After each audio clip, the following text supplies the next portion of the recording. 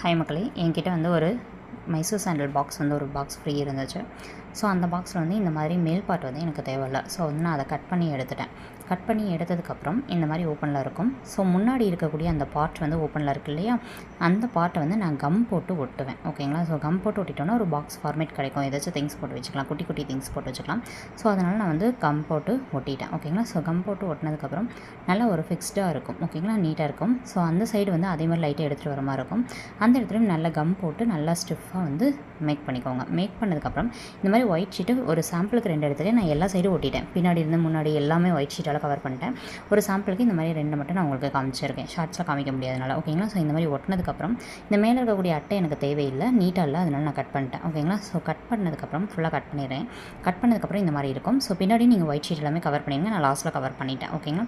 So இப்போ என்ன அப்படின்னு சொல்லி பார்த்தோன்னா, என்கிட்ட இருக்கக்கூடிய அந்த பாப்பா ஜுவல்ஸ் எல்லாமே இதில் போட்டிருக்கேன். நல்லா இருக்கான்னு கமெண்ட் பண்ணுங்கள். தேங்க்யூ.